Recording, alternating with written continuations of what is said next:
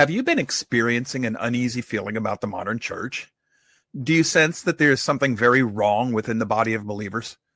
Have you found yourself questioning the things that you've been taught about Scripture? Are you bothered by a nagging sense that much of what you were taught is lacking or worse, wrong? Do you feel lost?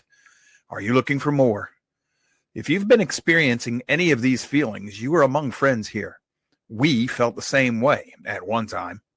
We can relate to the prophet Jeremiah when he wrote, "Our fathers have inherited nothing but lies, worthless things in which there is no profit." This is Jeremiah 16:19. We, too, felt lost until we started tearing down the teachings and traditions of man and started to study Scripture for ourselves. And in its original, ancient Near East, Torah-observant Hebrew context. When we started to study Scripture in its ancient context, our faith started to change. We came alive, and we found ourselves drawn back to the ancient paths. This is what Yahweh says: stand by the ways and seek and ask for ancient paths, where the good way is, and walk in it. Then you will find a resting place for your souls. But they said, we will not walk in it. This is Jeremiah 6:16.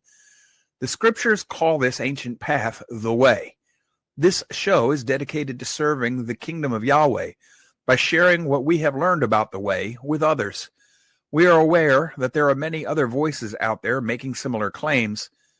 We just feel that many of those voices are seeking something other than to serve the kingdom, and that they do nothing but cause more confusion as a result. We make no claim to special revelation or anointing. We just try to avoid adding to the confusion by focusing on the Father, His Son, and their kingdom. We are lay people, but we are not without the necessary skills to do proper research.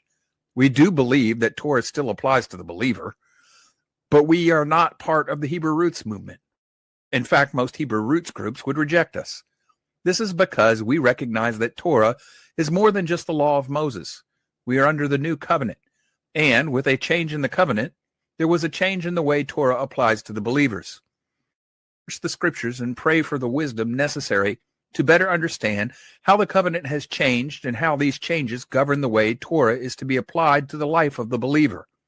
Then, we try to live, as best we can in our modern world, according to these changes described and lived out by the Messiah and his apostles. And in everything we do, we strive to serve the Father, His Son, and their kingdom by serving other believers and helping to make stronger disciples as we go. Nah.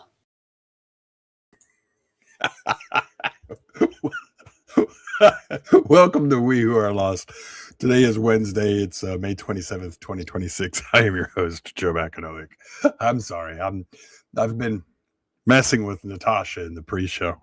If you're in the Signal chat, you probably know by now that I'm in a good mood. It's sort of, kind of. He's had sugar. A lot of it. The secret squirrel didn't make these cookies very sweet. It's just oats and walnuts for the most part. Actually, Why'd kind of you eat bitter. 3 of them? Because I think the secret squirrel is quietly trying to increase his place in the inheritance of the family by feeding me so much that I croak early. I think this is a nefarious plot. You know what? That's between you and him. Charlie, come back soon, please. I miss you. All right, folks, I'll try to get serious. We're continuing in our study of Jeremiah today. We're going to be in chapter 32. Last week we covered the promise of the new covenant and the restoration. These next chapters are going to be pretty much along the same lines, just as important. And they're going to promise very similar things. Let me go ahead and drop that to make it easier for everybody to see everything this week. All right. Jeremiah, he's imprisoned. I am still in the NASB Bible here. This is the word that came to Jeremiah from Yahweh in the 10th year of Zedekiah, king of Judah, which was the 18th year of Nebuchadnezzar. This is how they marked time back then. Now at the time, the army of the king of Babylon was besieging Jerusalem, and Jeremiah the prophet was imprisoned in the courtyard of the guard, which was at the house of the king of Judah, So it's the courtyard of the guard at the palace temple for the king of Judah. Because Zedekiah, king of Judah, had imprisoned him, saying, "Why do you prophesy, saying, this is what Yahweh says? Behold, I am going to hand this city over to the king of Babylon, and he will take it. And Zedekiah, the king of Judah, will not escape from the hand of the Chaldeans, but he will certainly be handed over to the king of Babylon, and he will speak with him face to face and see him eye to eye." So that's the prophecy that Nebuchadnezzar is going to capture Zedekiah, and they're going to talk face to face. Zedekiah doesn't like this prophecy. So rather than fear Yahweh and act accordingly, he does what so many people like that do. He punishes the messenger. It continues in verse 5. It says, "Then he will take Zedekiah to Babylon, and he will be there until I visit him." That's a euphemism for he's going to die there. He's going to die in Babylon until Yahweh comes to visit you, take you unto himself. This declares Yahweh. If you fight against the Chaldeans, you will not succeed. If you'll remember in earlier chapters in our study of Jeremiah told Zedekiah, if you will not fight and go willingly into captivity, you'll live. You'll be preserved. He didn't want to listen. So the people are going to be conquered by Nebuchadnezzar and the Babylonians, which, are called the Chaldeans because that's who they are, the Chaldean people. Verse 6, "And Jeremiah said, the word of Yahweh came to me, saying, Behold, Hanamel, the son of Shalom, your uncle, is coming to you, saying, Buy for yourself my field, which is in Anathoth, for you have the right of redemption to buy it. Then my uncle's son, Hanamel, came to me in the courtyard of the guard in accordance with the word of Yahweh, and said to me, Buy my field, please, that is in Anathoth, which is in the land of Benjamin, for you have the right of possession, and the redemption is yours. Buy it for yourself." And then I knew that this was the word of Yahweh. So Jeremiah says it came to pass just as the word of Yahweh told him it would. So why would you want to buy a field in a land that's being conquered by the Babylonians, the Chaldeans? Well, this is a case of, and we'll see it here in a minute, this is a case of physical things being connected to prophecy or to the future or to spiritual ideas and concepts.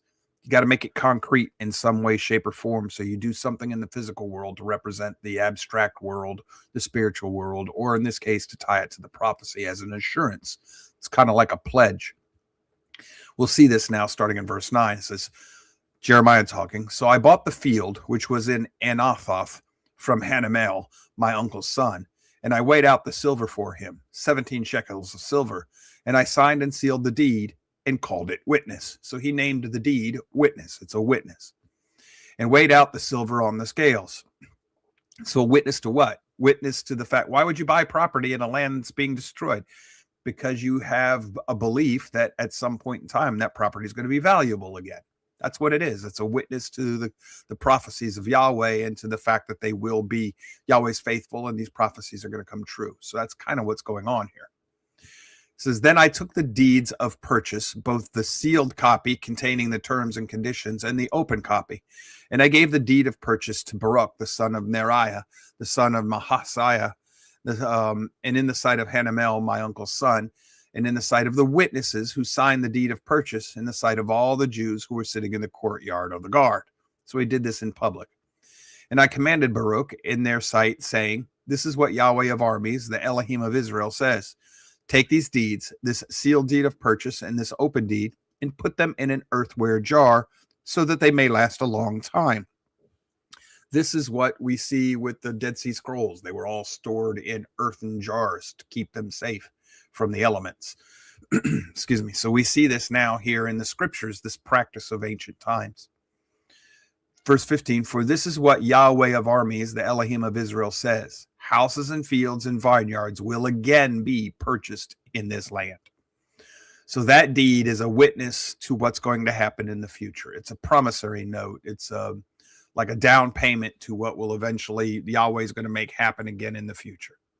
So now this is just a subtitle added by the translators. It says Jeremiah prays and Elohim explains.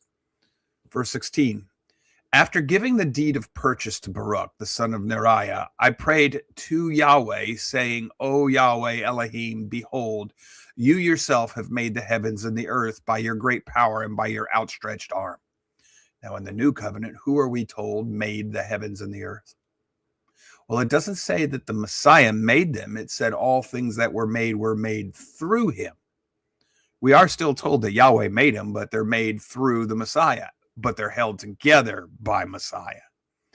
This is another case, and it's in green still. I want you to see that the word of Yahweh, the angel of Yahweh, and Yahweh continuously all through the scriptures from Genesis to Revelation are intertwined and mixed up in and with each other. I keep stressing this. And I saw something that explains this very well. And I want to stop right here and chase a quick rabbit. It's connected to this. I saw another teacher online, and I've been watching other teachers on YouTube. Some of them I like, some of them, most of them I'm like, But I saw a continued explanation of the Shema. Hear, O Israel, your Elohim is one. It's an explanation of allegiance, not so much description of what the character or nature or how your Elohim reveals himself to you, but it's allegiance. At the time that Moses gives the Shema, they're about to go into the land of Canaan, which is ripe with different gods. Also, they're polytheistic. You got a God for just about everything. So what Moses is trying to do is get the people to say, you're worshiping one Elohim, one Eloah, one God. And it's Yahweh, El Elyon, and God Most High. He's the spiritual being Most High, the creator of earth. That doesn't mean that the Shema explains the way that Yahweh chooses to act or interact with the world he created or reveal himself. So if Yahweh wants to reveal himself as 15 different people all at one time sitting there talking to you, all with different messages, but with the same Shem, he can do that. But that doesn't violate the Shema, hear, O Yahweh, your Elohim is one. The Shema is not so much a descriptor of Elohim's nature as it is of his character, his Shem. Not what he is or how he presents himself, but what he is in the sense that he is the one and only that you're going to worship. You're going to be monotheistic, not polytheistic, Israel. So think of it this way. It's not saying that your Elohim is only one presentation. It's saying you're going to only worship one God. And that fits fine with scripture all the way through. It would also explain how and why the scriptures talk about Yahweh, the Devar of Yahweh, the word of Yahweh being Yahweh, and the Melech, the angel of Yahweh being Yahweh. That doesn't mean you have three separate entities. It means you have Yahweh presenting himself in three ways. And I'm not even talking about, people will say, well, that's modalism. It's kind of like a projection into the world that was created. And what happens is as time goes on, Yahweh reveals more and more and more of his nature as well as his character. It wasn't until Moses that we know his name is Yahweh. And then further on, we see, he comes to be with us in the form of a man and things like this. So the reason I keep harping on this is I know that at least in the circles that, the Messianic circles, there's big questions about the deity of the Messiah and the nation, the idea or the concept of the Trinity or whatever. I don't care what words you use for it, and I don't care how you conceptualize it. I just, if you're one of the ones out there who rejects the idea of the Trinitarian thinking, I want you to see that you can get it from the Old Testament. You can see it in the Old Testament. It's as through a tarnished mirror. Now, I don't mean a glass mirror. I mean a polished bronze or brass mirror. When it gets tarnished, you can't see your reflection in it very well at all. If it gets too tarnished, you can't see anything in it. So if it hasn't been highly polished, meaning you are spiritually awake and studying every day, staying in practice, so to speak, you won't see it. But if you are in practice, you'll see the reflections of what people in later times might see and come to call Trinity. Might be their way of explaining what they're seeing. But now, if you're going to deny the divinity of the Messiah, that I can't help you with, because I think that's a doctrinal issue that's going to be a real problem for you to get around. But that's a different argument. I just want you to see why I keep highlighting these green areas, because even in the English, it shows up. So Jeremiah has just praised Yahweh, and he says, nothing is too difficult for you, who shows mercy to thousands, but repays the wrongdoing of the fathers unto the lapse of their children after them. So he holds you accountable. Great and mighty Elohim, Yahweh of armies is his name. Great in counsel and mighty in deed, whose eyes are open to all the ways of the sons of mankind. Give to everyone according to his ways and according to the fruit of his deeds. Judge them according to the way they lived. Oh boy, is that going to be bad for a lot of us, even those of us calling ourselves believers. Verse 20, who has accomplished signs and wonders in the land of Egypt, and even to this day, both in Israel and among mankind, and you have made a name for yourself as at this day. So Jeremiah is saying Yahweh works wonders even in his day. Deuteronomy 32 worldview, where everything outside of the land of Israel, in this case, the land of Judea, why he's praying, everything outside of that belongs to other gods, and yet Yahweh still works wonders and signs in the land where the Gentiles can see it. 21, you brought your people Israel out of the land of Egypt with signs and with wonders, and with a strong hand and an outstretched arm, and with great terror, and you gave them this land, which you swore to their forefathers to give to them, a land flowing with milk and honey, meaning it was a good, bountiful, fruitful land. They came in and took possession of it, but they did not obey your voice or walk in your law and your Torah. They did not do anything that you commanded them to do. Therefore, you have made all of this disaster happen to them. That's the curses that were promised. Behold, the assault ramps have reached the city to take it, and the city has been handed over to the Chaldeans who fight against it. Because of the sword, the famine, and the plague, what you have spoken has come to pass, and behold, you see it. You have said to me, Yahweh, Elohim, buy for yourself the field with money and call it witness, although the city has been handed over to the Chaldeans. Well, now the field was in Benjamin. And if I'm not mistaken, Jerusalem is just south of the area of Benjamin in the area of Judah. So Benjamin is still part of the southern kingdom. But essentially what's going on here is Jeremiah is acknowledging that the city is just about to fall. It's in the process of falling. And Yahweh is still promising and telling his faithful servants to act in a way as though the promises have already happened. They're as good as done. Otherwise, why spend money in a land where you're going to be cast out of it and it's going to be turned into a wasteful desert? Well, you spend money there because you believe Yahweh will eventually make it fruitful again. And it's more of a witness to other people than necessarily to Jeremiah himself. Verse 26, then the word of Yahweh came to Jeremiah, saying, behold, I am Yahweh, the Elohim of all flesh. Is anything too difficult for me? Well, we were just told up here, nothing is too difficult for you. That's the Yahweh. Here is the word of Yahweh speaking in the first person as though he is Yahweh. He's not speaking in the name of the king, as with the authority of the king. He is speaking as though he's the one with authority here. So this is what I'm talking about. Even in your English texts, you can still see how the word of Yahweh and sometimes even the angel of Yahweh claim things, claim titles, claim credit for things that only Yahweh is supposed to have done. So who or what are they? They're more than just a regular messenger. They're somehow connected to the divinity of the Father. They're not just regular messengers. They will even accept worship at certain places in your scriptures. So, like I said, I know that there are groups of people who strongly push back against the idea of Trinitarian thinking. If that's the right language, I don't know. They'll tell you, though, that, there's nothing about that in the Old Testament. Oh, yes, there is. So when you tell me that you don't see any Trinitarian thinking in the Old Testament, I tell you, you have not studied your Old Testament very well.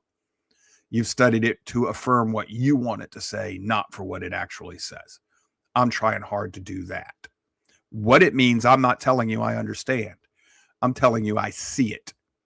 And I'm aware that it conflates the word of Yahweh, the angel of Yahweh, and Yahweh as all being the same person, and yet different, which is exactly what the Trinity teaches.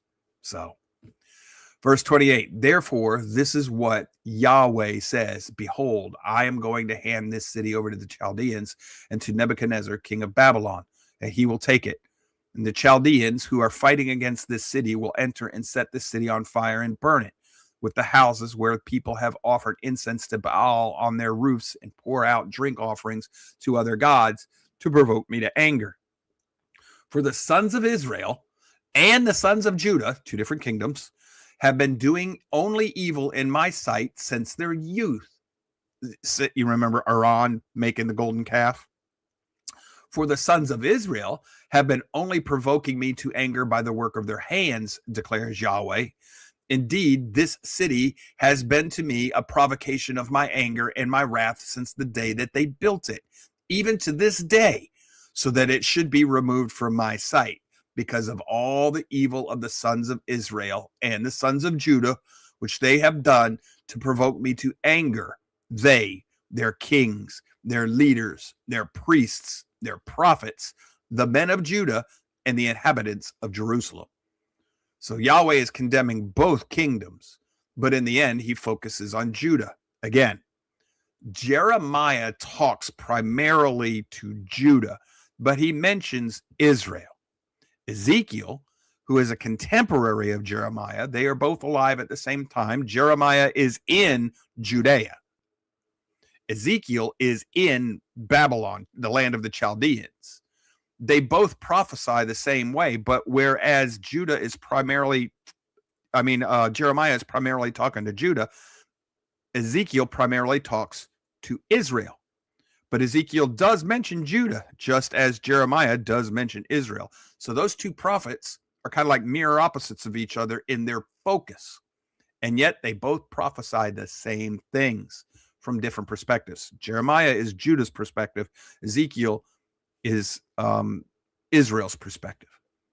They should, kind of study them back to back or in conjunction with each other. We'll be tackling some of this on Friday when we're in the Scepter and the Birthright. Alan will show us this and explain it to us.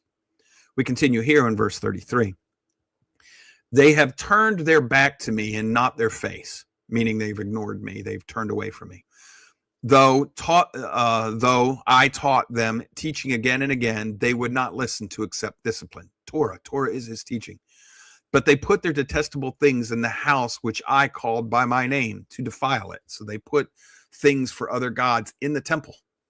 They built the high places of Baal that are in the valley of Ben Hinnom to make their sons and their daughters pass through the fire to Molech, which I had not commanded them, nor had it entered my mind that they should do this abomination, human sacrifice, to mislead Judah to sin. Now, therefore, Yahweh Elohim of Israel says the following concerning the city of which you say, it has been handed over to the king of Babylon by sword, by famine, and by plague. Behold, I, Yahweh, am going to gather them out of all the lands to which I have driven them in my anger, in my wrath, and in my great indignation. So in this case, talking mostly to Judah, I now understand that that's going to be some of that's going to be Moab and Edom and a couple of other places where some of the poorer people run, but primarily Babylon. He's going to bring them there, but this is a near and far prophecy because he's talking to the tribe of Judah, but he's going to mention the house of Israel from time to time. Israel was not recovered after the return from Babylon. Israel remained dispersed in the nations. So what follows in this chapter and the next is a prophecy for the rebuilding of the kingdom of Judah after the return from Babylon, but also a far prophecy for the ultimate rebuilding of the entire kingdom of Jacob, the whole house of Israel, all 12 tribes, and everybody grafted in. And then he continues, he says, and I will bring them back to this place and have them live in safety. They shall be my people, and I will be their Elohim. And I will give them one heart and one way, so that they will fear me always. One Torah, for their own good and for the good of their children after them. I will make an everlasting covenant with them, that I will not turn away from them, to do them good. And I will put the fear of me in their hearts, so that they will not turn away from me. Okay, this is the house of Judah. The Jews have never gone back into apostasy since they returned from Babylon. Now, even though they have created an apostate or corrupted religion out of the way, they are still clinging to the one way, the way of Moses. That is a fulfillment of prophecy. It's a man trying to fulfill the prophecy, not quite understanding it. And this will expand on this on Friday, because this is a case of, again, this is Holy Spirit stuff. These readings and what I'm explaining to you comes in part from the fact I just previewed the chapter we're going to be doing Friday in the Scepter and the Birthright. And it is right smack here what we're talking about, going hand in hand. So you're going to see a recurring theme in Friday if you're with us. This is what we're talking about here. When I tell you that the house of Judah has never been discarded, it's never been cast off, Yahweh has never turned his back on them, not since the return. So when the visible church says, well, Yahweh did away with the Jews because they killed his son, and blah. Oh, no. Oh, no. You be careful with that. You be very careful with that. In other words, you be so fearful of that, you won't even utter it, because you're going against the most likely understanding of the prophecies that we're reading right now. Judah may not have seen and accepted the new covenant, but they still cling to Yahweh and the covenant with Moses, and they believe they're doing right in the process, which is exactly what Yahweh is saying he's going to do here. And he says, verse 41, I will rejoice over them to do them good, and will faithfully plant them in this land with all my heart and my soul. So in Judea. For this is what Yahweh says, just as I brought all this great disaster on this people, so I am going to bring on them all the good that I am promising them.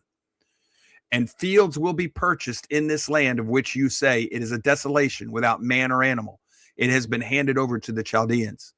People will buy fields for money, sign and seal deeds, and call it witness in the land of Benjamin, in the areas surrounding Jerusalem, which is exactly what Jeremiah just did, in the cities of Judah, in the cities of the hill country, which is actually parts of Ephraim, in the cities of the lowland, and in the cities of the Negev, for I will restore their fortunes, declares Yahweh. So now this is part of what Yahweh is saying. He's the one who's going to restore their fortunes, not them. So when they come back from Babylon, it'll be because of him, his doing, his actions, his might, his loyalty, and his faithfulness, and his promises. That is a near prophecy. He's talking about 70 years from now, or thereabouts, after the house of Judah returns from Babylon. But now you've got to be careful with this prophecy, especially since we're going to roll right into the next chapter. And that chapter was not in the original scroll of Jeremiah. We put the chapters and verses in there. So this continues straight into what we're going to do when we come back from the break. I'm going to take that in just a moment here. So be ready, Natasha. And when we see after this, when we see what comes after this reading we've just gotten done with, this chapter, when we go into chapter 33, we're going to see how it continues and how it has to be talking about something more than just the return from Babylon. It has to be, because there are things in the far prophecies that, by my understanding of history, have not yet happened, or at least not in full. So we'll cover that in just a few minutes. 3-minute break, bottom of the hour-ish. We'll see you when we get back.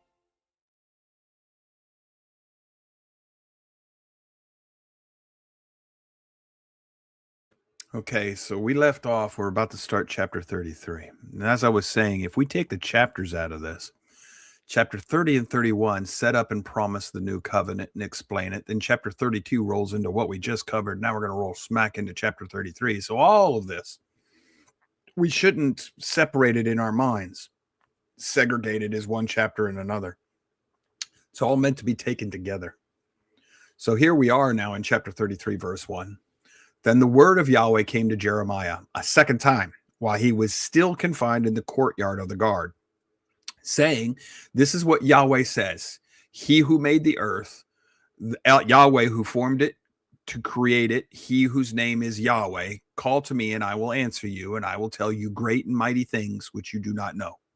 For this is what Yahweh, the Elohim of Israel, says concerning the houses of this city and concerning the houses of the kings of Judah. So he's talking about Jerusalem. Those houses which have been torn down to make a defense against the assault ramps and the sword. So they've torn the buildings down to help plug the breaches from the Babylonians. So this is happening during the attack on the city. And think about this. Jeremiah is in prison in the courtyard of the guard, and the Devar of Yahweh is coming to him in the form of a man. Now, it doesn't mean that everybody else can see the Devar. It might be just that just Jeremiah is talking to him, but he's coming in the form of a man. This language is though somebody actually comes to visit him. It says, while they are coming to fight the Chaldeans and to fill their houses with the bodies of people whom I struck down in my anger and my wrath, and I have hidden my face from the city because of all their wickedness. Now, notice how Yahweh often says, I did these things, even though in the material world, we see that it's the Chaldeans that are killing everybody, and it's the famine that kills and all this stuff. And Yahweh takes credit for it. Yahweh works through his creation a lot. Doesn't have to. He chooses to. And it's one of the ways we can know he's Yahweh. He doesn't have to use supernatural means to work his will. He can work, and a lot of times it's nothing more than timing, but he can work through his own creation. Behold, verse 6, behold, I am going to bring to it, to this city, healing and remedy, and I will heal them, he, Yahweh, and I will reveal to them an abundance of peace and truth. Now, everybody thinks that has to mean physical peace. Now, I have no doubt that there will be from time to time, but we know that from the time of the return all the way through to the time of the Messiah, the southern kingdom, the kingdom of Judea, is under foreign control at one point or another. There's no longer a king from the lineage of David on the throne anymore. We know that from, Alan has traced that from the scepter and the birthright for us. So what you have are vassal kings who are under the control of foreign authorities that are ruling in the authority of these foreign nations. That's not peace as we understand it, folks. But spiritual peace, enmity between Yahweh and the house of Judah, that's been done away with. Ever since the return, Yahweh has been at spiritual peace with the faithful remnant within the house of Judah. I always look spiritual first, then physical. And the physical doesn't have to happen before the spiritual. It often happens after the spiritual. Most of the time, that's almost always.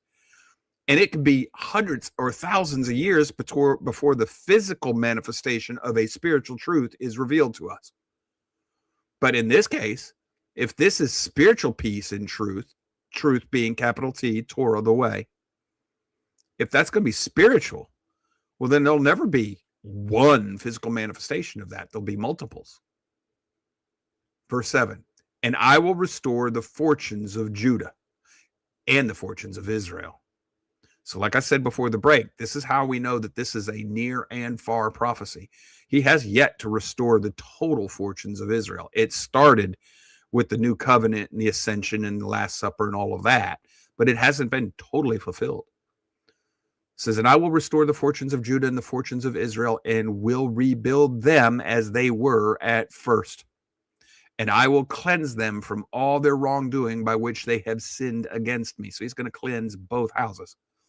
And I will forgive all their wrongdoings by which they have sinned against me and revolted against me. So he's going to forgive both houses, all their wrongdoings. It will be to me a name of joy, praise, and glory before all the nations of the earth. So what he does is going to bring glory to himself before all those nations that do not believe in him or do not worship him, which will hear of all the good that I do for them. So the world will hear about it, and they will be frightened and tremble because of all the good and all the peace that I make for it. The world does tremble before Yahweh's people, before Christendom and before Judaism. And that's why it is raging and violent and angry and always attacks Yahweh's people. They are blessed. Even in the material world, it shows both kingdoms. The Christendom, house of Israel, in my opinion, and there's good reason for that. If you're reading along with this Scepter and the Birthright, you will continue to see why I hold that opinion. But the house of Judah is very simple. That one everybody knows. As small as Judah, the Jews are, as small as a group of people, 6 to 8 million people worldwide from last count I looked up. That's countable in our day and age, or at least accurately estimatable. That's a small group of people compared to the world, and they totally out-influence everybody else outside of their numbers. And that's not even, count the faithful among that number. It might only be 600 to 800,000 faithful remnant left within that number. I don't know, but that's a pattern that would give me reason to believe that's all it is. And yet Yahweh will be faithful for the 10, for that 1/10%, or that 1/10 number. Verse 10, this is what Yahweh says. Yet again, there will be heard in this place, of which you say it is a waste, without a man and without an animal. That is, in the cities of Judah and in the streets of Jerusalem that are deserted, without man and without inhabitant and without animal, the voice of joy and the voice of gladness, the voice of the groom and the voice of the bride, the voice of those who say, give thanks to Yahweh of armies, for Yahweh is good, for his mercy is everlasting. So now that's a prophecy of the restoration of Jerusalem. But this right here, the voice of the groom and the voice of the bride. If you understand the prophets, and that's also a far prophecy. The voice of the groom is the Messiah. The voice of the bride is all of those who come to him under the new covenant. Now, the church thinks it's the church, but the church forgets that the house of Judah were the first converts. They're not Israelites, they're Jews. They're from the house of Judah, the southern kingdom. The apostles were from the house of Judah. The Messiah is from the house of Judah. So the bridegroom is of the house of Judah, the southern kingdom. And some of the bride is going to be from the house of Judah, but the majority of the bride will be from the house of Israel, the lost sheep of the house of Israel. This is a far prophecy. And the reason I highlight it is, if you read all the prophets, you're going to see this phrase right here, the voice of the groom and the voice of the bride, over and over again. It refers to human endeavors where society goes back to day to day. They will be eating and drinking and giving and taking in marriage. You go back to day life again, and you celebrate life under Yahweh's protection in his royal city, Jerusalem. So yes, that's a physical. But this is also a prophetic utterance where Jerusalem will be rebuilt. And where did we see the groom and the bride? We see that in the gospel stories of the Messiah. So it's also a far prophecy. And this is that spiritual fuzzy interconnectedness, that spirit logic I've been talking about. I'm getting a little bit better language to describe that with now as I continue to read the book I've told you about, but I'm not done with it yet. I'm not at a point to try and explain that to you. For now, I'm thinking I might even stick with the fuzzy spirit logic, because that seems to fit better for the average person to understand it. But by that I mean, well, hey, when I read this, it reminds me of this and it reminds me of that, but it also kind of reminds me of this passage and that passage and that passage. It's exactly what it's supposed to do. When you read a passage that reminds you of 4 or 5 or 6 others, now you know you have landed on a spiritual concept or idea or principle that the scriptures is trying to get you. They're trying to get you to understand using a concrete language and in talking to people who lived in a concrete worldview and society. So they're trying to get people who are not used to thinking in abstraction to think in abstraction, which is what being born of the Spirit is. The whole spirit world is an abstract idea and concept. So this is the scripture and Yahweh through his scriptures wrestling with his people, trying to get them to understand what he needs them to understand.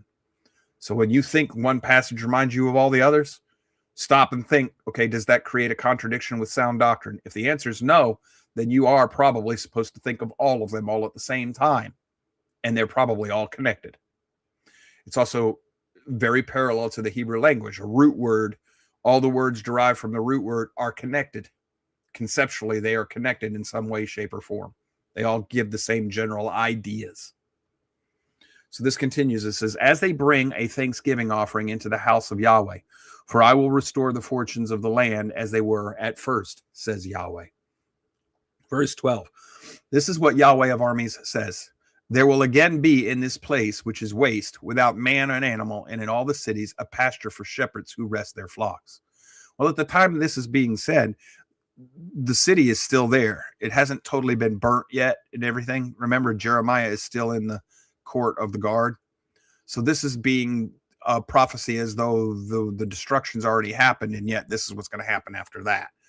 So this is in the future, but not quite yet in the future. Verse 13, in the cities of the hill country, in which the cities of the lowland and the cities of the Negev and the land of Benjamin, and the areas surrounding Jerusalem, and in the cities of Judah, the flocks will again pass under the hands of the one who counts them, says Yahweh. Again, we're going to have a bountiful, blessed, fruitful, productive life. You're going to have a thriving people within the kingdom of Judah, the southern kingdom. Judea is going to flourish again in the physical, but the flocks pass under the hand of the one who counts them. Does that not rhyme or ring with the Messiah saying that he has not lost any of the sheep that were given to him? Again, there's that fuzzy spiritual, it's meant to make you think that way. So yes, there's a physical, but there's definitely a spiritual connotation or connection to this prophecy as well. Then it goes on to this, the Davidic kingdom. It says, behold, days are coming, declares Yahweh, when I will fulfill the good word which I spoke concerning the house of Israel and the house of Judah. Now he addresses the house of Israel first. In those days and at that time, I will make a righteous branch of David sprout. We're talking about messianic language now. So the house of Israel, that's why it's first. Messiah was sent but to the lost sheep of the house of Israel, but he has to come to his house first. And because the prophet has no honor in his own city, his own kingdom, his own people, his own family, Judah, they will reject him, just like they did in Galilee, et cetera, et cetera, et cetera. It's a concept, it's an idea, it's a rhyme within the messages of Scripture. He goes to the house of Israel next, and he tells his disciples, go but to the lost sheep of the house of Israel. That's whom he was sent to. So this is why Jeremiah, the prophecies coming through Jeremiah, the house of Israel and the house of Judah. In those days and at that time, I will make a righteous branch of David sprout. In other words, I'll bring forth the Messiah. And he shall execute justice and righteousness on the earth. Now, Sister Judah thinks that this is, when the Messiah comes, he lives forever and ever, and it's going to be a man from the blood of David, and it'll just be a human being who rules the world with a scepter. You know, Israel in the physical form is going to run the whole world. That's never what Yahweh promised. Israel in the spiritual form will run the world. Yes, in the physical eventually, but it is a spiritual reign. And this is one of the reasons right here that I think you've been in the millennial reign since the Messiah came. This is one of the reasons. He's going to execute justice and righteousness on the earth. Well, how does he do that? He gives you the Torah properly divided, properly understood, properly described, explained, properly lived as an example. And then you're supposed to, as his disciples, teach the nations to be disciples too. In other words, teach them how to follow this Torah righteously. And he judges us through whether or not we learn to follow his teachings, his example. 16, in those days, Judah will be saved and Jerusalem will live in safety. And this is the name by which it will be called. Yahweh is our righteousness. For this is what Yahweh says. David shall not lack a man to sit on the throne of the house of Israel. Ding, ding, ding, ding, ding. What did you just hear? David shall not lack a man to sit on the throne of the house of Israel. Well, the southern kingdom is Judah, not the house of Israel. This is what Brother Allen is covering in the Scepter and the Birthright book study we're doing right now on Fridays. This is exactly where he has been and where we're going to go this Friday. Where's the house of Israel? Well, at this point in time, as Jeremiah is prophesying, it's dispersed throughout the world. David does not have a human being, a man on the throne over the house of Israel at that time. But the prophecies say he will. Now, here's the confusing part. It says, and the Levitical priests shall not lack a man before me to offer burnt offerings, to burn grain offerings, and to prepare sacrifices continually. Now, that has to refer, the only way that I can make sense of this, that has to refer to the house of Judah. The Pharisees and the Sadducees, they still have some of the Levites after the return from Babylon, and they continue with the sacrifices. But the house of Israel does not have this. The house of Israel replaced the Levites under their apostate kings. So they don't keep the Levites. They replace the Levites with lowly common men so that the priests would do the bidding of the king. David has nothing to do with that. And yet here's a prophecy. David's going to have a man on the throne ruling over the house of Israel. Now that could be the Messiah. Very well could be. That would be the spiritual, which would mean we should also be looking for a physical reflection of that spiritual thing. Oh boy. Wait till you start.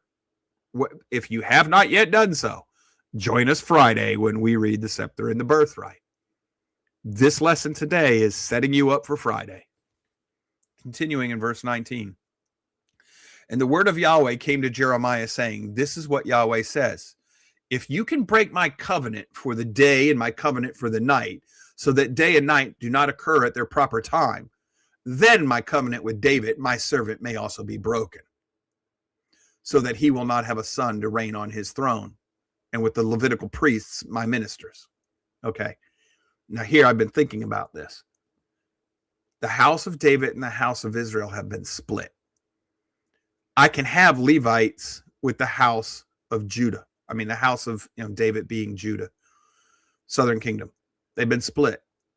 Now, David has to have a man over the house of Israel, according to what we just read. And the Levites can stay with the house of Judah. They don't have to go to the house of Israel. So this could be a split prophecy. Well, the current Jews today are starting to try to revive the Levites. So they're getting ready to build another temple. So they may have still found people that they reasonably believe are of Levitical bloodlines. Okay, so maybe the Levites never departed Judah. That would make sense.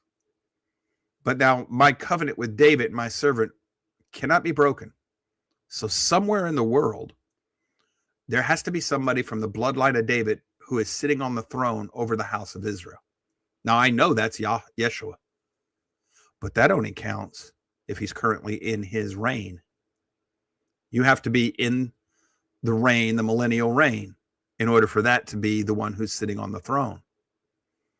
But now, for reasons we've covered here and what we've covered in our book study, Shiloh has not come. So, because when the Messiah came, he was the suffering servant, the Passover lamb. He wasn't the warrior king, the scepter. So how does all this work? Me personally, the best I can make sense of this is a promise that the Jews will remain faithful to where they are now. They will not grow. For the most part, they'll stay stuck. They're partially blind. They're going to stay stuck with the law of Moses, the covenants with Moses. The Levites will stay with them. But the scepter is going to have to move and go back to the house of Israel.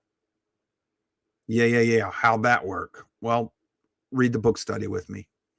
But the scepter is going to go back to the house of Israel. This is in the physical world. Spiritual world, the Messiah already reigns from on high. We are told all things have been given to him already. Now, the New Testament tells us that. We're told he reigns. His kingdom is not as of this world. So you have a spiritual kingdom.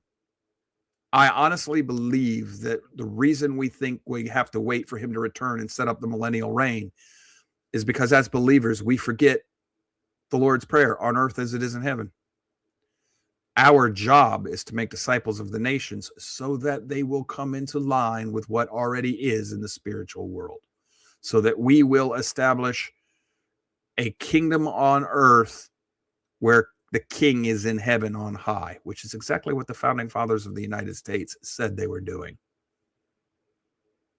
Yes, Samuel Adams said, today we restore the Messiah to his rightful place, king on high, and start the experiment of Protestant theocracy. He's right after signing the Declaration of Independence. The founding fathers understood that they were new Israel, house of Israel, prophetic house of Israel, not a replacement of Judah. They knew that they were the prophetic fulfillment of the house of Israel, Ephraim, the birthright. They knew it. So I think that's what's going on, is we were meant to turn the earth into what is already existing in heaven. The millennial reign has existed in heaven. We were supposed to bring ourselves in conformity with it. It's the exact same mission Adam was given. Bring the rest of the world in conformity to the garden. Subdue it, tame it. He failed. We've failed as a church. So in every case where Yahweh tells people, do this, we fail. He has to do it himself. That's what I think is going on here. Hopefully you're seeing it too. You don't have to agree. I'm just asking that hopefully you see my reasoning and my understanding and why I have the position I do. That's all I'm asking you to do, is at least understand why I see it this way. It's not without scriptural basis. Verse 22, as the heavenly lights cannot be counted and the sand of the sea cannot be measured, so I will multiply the descendants of my servant David and the Levites who serve me.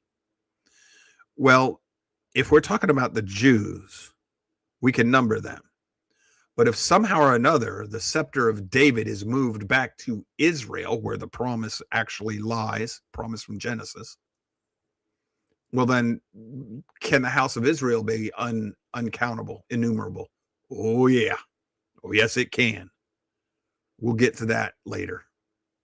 Verse 23, and the word of Yahweh came to Jeremiah saying, have you not observed what these people have asserted? He's talking about non-believers, saying, the two families which Yahweh chose, Judah and Israel, he has rejected them. So they despise my people as no longer being a nation in their sight. So the non-believers no longer believe that house of Israel or the house of Judah are nations in their sight. This is what Yahweh says. If my covenant for day and night does not continue, and I have not established the fixed patterns of heaven and earth, then I would reject the descendants of Jacob and David, my servant. Does the sun still come up and the moon still go around? Yep. So he has not rejected the descendants of Jacob and David, his servant. That includes the house of Judah.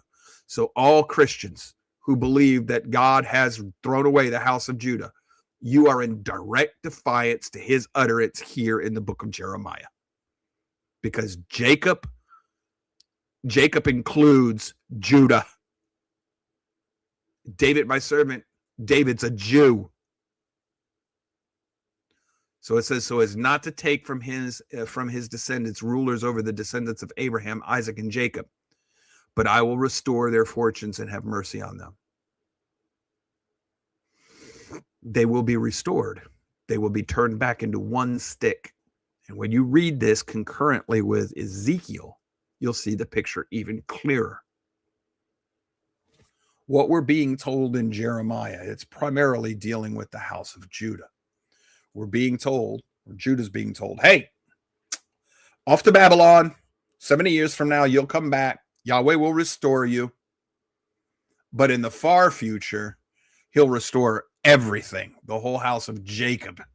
And in the interim, David is going to have a man, a physical bloodline, not one as a son of man, not a prophetic utterance, a man, a Dom, a real man on the throne over Israel. Well, since the split between the northern and southern kingdom, that has not happened. Now, how could it possibly be? Be here Friday. We'll explain it. So, that's the end of our readings for today. Next week, we'll do chapter 34 and 35, or at least attempt to. Hopefully, this is helping you. I'm not telling you that this is a be-all, end-all, totally exhaustive study of Jeremiah. I'm just sharing my understanding of the prophets as I've come to understand the way they speak. It's a very symbolic language. It interconnects. The prophets pick up and carry on for each other, and their prophecies are woven through all of the other different prophets. You'll find utterances in all the prophets that are going to rhyme or ring or be parallel to what Jeremiah is saying, especially Isaiah. If you read Ezekiel, Ezekiel, turn around and read Hosea right after that. Hosea is to the northern kingdom. He'll just pile on top of Ezekiel. This is the way this works. They support each other. They add missing pieces. They add different perspectives. A little bit here, a little bit there. It helps paint the picture. The big thing is not to give you a crystal ball of the future. This is what's going to happen on this day and that and this and that. Because I got an email over the weekend where, hey, we got raptured out of here. Didn't y'all know that? This is the third time in the last 3 years I've been given an exact date and time when we were all going to get raptured. That's not what prophecy is for. The prophecy here is comfort, joy, hope. Yahweh's got this. He's going to fix it. I might not live to see it, but there will come a day when all of this will be restored. I'm on the winning team. I'm on the kingdom, in the kingdom of Yahweh, of the Creator. And if so, he will not leave me in Sheol. He'll rescue me out of Sheol. I'll be resurrected, put back in a new body and brought to life to live with him. His promises are true. He's faithful. He'll keep them. It's already done. It's already happened. Even if it doesn't happen for 1,000 years, it's as good as done.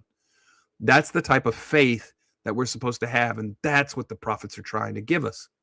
That type of faith. And to teach us spiritual seasons. And just because a prophecy might be set for one specific event in the future, if it describes a season or a pattern, that pattern can repeat itself over and over again before the one event happens. Or it can repeat after that one event. This is what Antichrist is all about. Antichrist is a spirit. And we're told, okay, this is how you know whether or not you're dealing with a spirit of Antichrist. So when you find these things, as the Apostle John gives us, now you've found the spirit of Antichrist. So there isn't the Antichrist. There's not one Antichrist in the world. John tells you there are many. And they're already in the world at the time he's writing. So you're looking for patterns. In other words, a form and function. Whenever you find a spiritual pattern, it has a form. That pattern is the form. It'll have a function. It serves to deceive, to lead astray, to destroy, to separate us from the Father and the Holy Spirit. That's a function. When you find the form and function, you've found a spiritual thing, an entity. It may be a spirit. It may not. It may just be a thing, a non-living thing. But you've found something that exists in the spiritual realm. Now you assign it a name and give it a formal definition, like Antichrist. Antichrist is the spirit that denies that the Messiah came in the flesh, was crucified, died, buried, and rose again. If you deny that he's the son of Yahweh, if you deny those things, you're Antichrist. Well, that's the form. What's its function? To take you away from Yahweh, to remove you from possibility of accepting the new covenant, from being saved and enter into the kingdom of Yahweh. That's its function. So I give it a title, Antichrist. It's logic. It's spiritual logic. Form and function define, not the word. The prophets are explaining form and function to us. Restoration. What's it look like? You're going to have people in the land again. They're going to be giving and taking in marriage. They're going to be buying properties and raising sheep. That's the function. Life. What's its purpose? to give life and to bring glory to the Father, because this happened in a land that was totally desolate. He brought them back and restored them. That's its function, to restore you to life and to bring glory to the Father. Give it a word, restoration. There we go. That's what in hope, spiritual hope, something to look forward to. So that's what we're dealing with. We will continue this next week. Tomorrow, we're going to talk about the Quran and the Hadith. This is going to start getting ugly if you've been following our study on Islam.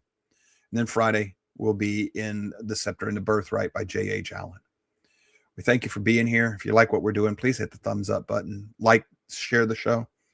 If you've stumbled across us for the first time, make sure to subscribe if you want to keep watching.